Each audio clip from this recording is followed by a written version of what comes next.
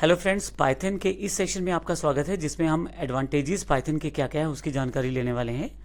मेरा नाम है वरिंदर सिंह। आइए शुरू करते हैं इसको। पाइथन जो लैंग्वेज है उसके बहुत सारे फीचर हैं जिसकी वजह से हम अन्य कोई और लैंग्वेज प्रयोग करने के बजाय पाइथन का प्रयोग करना पसंद करते हैं। जैसे कुछ एक फीचर्स यहाँ मैंने दिए हैं। हालांकि बहुत सारे फीचर्स हैं पाइथन के, लेकिन कुछ फीचर्स जो इंपॉर्टेंट है उनकी जानकारी मैं यहाँ देना चाहता हूँ, जिसकी वजह से पाइथन को प्रयोग करना एक एडवांटेज हो जाता है, आसान हो जाता है काफ़ी सारी चीज़ों को करना।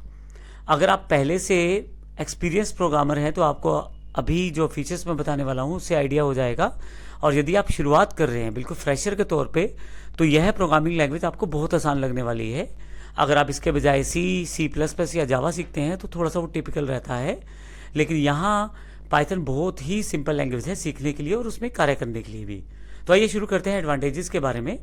सबसे पहले मैं बता दूं, पाइथन एक हाई लेवल लैंग्वेज है। हाई लेवल लैंग्वेज का मतलब ये है कि आप सिंपल इंग्लिश वर्ड्स का प्रयोग करें और पाइथन उसे इंटरप्रेट करके कंप्यूटर की भाषा में उसे समझा देगा। तो इसका अर्थ ये हुआ कि बड़ी आसानी से आप केवल इंग्लिश के कीवर्ड्स का प्रयोग करते हुए पाइथन की प्रोग्रामिंग कर सकते हैं। इसीलिए ये बड़ी आसान हो जाती है सीखने के लिए भी और कार्य करने के लिए भी। सबसे इंपॉर्टेंट बात है कि जो इसका सिंपल और user friendly data structure segment है वो बड़ा सिंपल है, अर्थात आप बड़ी आसानी से प्रोग्रामिंग कर सकते हैं। कोई टिपिकल ब्रैकेट सिस्टम नहीं है इसमें, किसी भी तरह से इसमें बहुत ज़्यादा रूल्स को फॉलो नहीं करना आपको। जो पाइथन के बेसिक रूल हैं बस उन्हीं को फॉलो करना है। एक रिजिड प्रोग्रामिंग की तरह प्रोग्रामिंग नहीं करनी इसमें, आपको सिंपल प्रोग्रामर्स की तरह प्रोग्रामिंग करनी है जो बड़ी आसानी से आप कर पाएंगे। ऑब्जेक्ट ओरिएंटेड प्रोग्रामिंग सिस्टम इसमें पहले से शामिल है, तो आप ऊप्स के सभी फीचर्स का इसमें प्रयोग कर पाएंगे, चाहे वे क्लासेस हैं, ऑब्जेक्ट्स हैं या बाकी अन्य फीचर हैं, वो सभी आप इसमें प्रयोग कर पाएंगे। जैसे एक इंपॉर्टेंट फीचर है रीयूजेबिलिटी, तो आप कोडिंग करके उसको रीयूज कर सकते हैं, वह फीचर ऊप्स का ही इंपॉर्टेंट फीचर है। पाइथन एक पोर्टेबल लैंग्वेज है और इंटरेक्टिव लैंग्वेज है, और आप इनको डिफरेंट डिवाइसेस और डिफरेंट ऑपरेटिंग सिस्टम और डिफरेंट प्रोग्राम के साथ कार्य कर सकते हैं। पाइथन का important feature third party modules का अवेलेबल होना है। जब से पाइथन बना है तब से थर्ड पार्टी मॉड्यूल्स का इसको बहुत सारा बेनिफिट मिलता रहा है। तो आप पाइथन जो आप प्रोग्रामिंग करते हैं उसके बहुत सारे प्री क्रिएटेड मॉड्यूल्स आपको मिल जाते हैं, जिनका प्रयोग करके आप अपनी प्रोग्रामिंग को और आसान बना लेते हैं।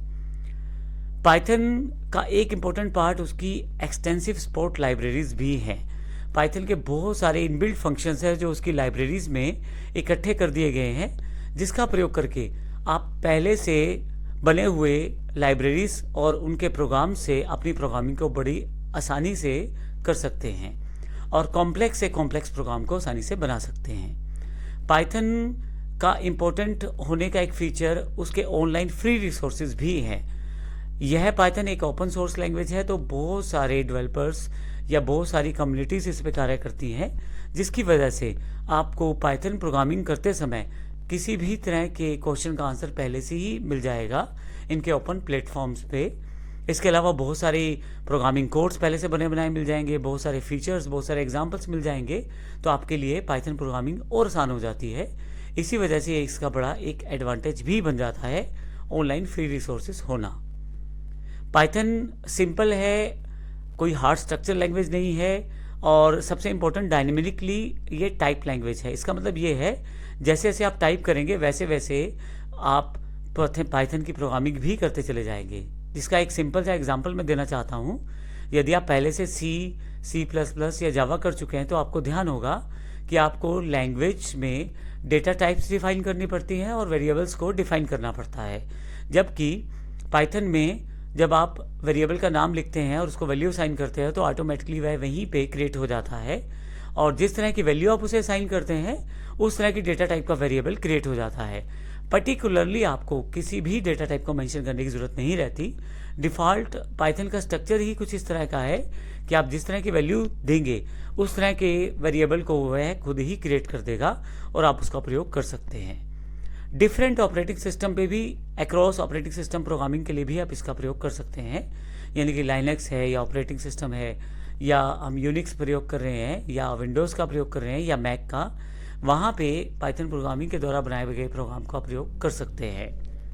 जो मैंने इतने सारे फीचर्स आपको बताए हैं, यही एक वजह है कि प्रोग्रामर्स कि प्रोग्रामर्स खुद भी पाइथन में प्रोग्रामिंग करना पसंद करते हैं। पाइथन में प्रोग्रामिंग करना आसान है, सिंपल है, जिसकी वजह से आपको बड़ी जल्दी ही और बड़ी आसानी से आप प्रोग्रामिंग सीख भी सकते हैं और उसमें कार्य भी कर सकते हैं। तो ये कुछ एक एडवांटेजेस बताई हैं पाइथन की, जिसकी जानकारी आप प्राप्त करके आसानी से पाइथन में प्रयोग कर सकते हैं।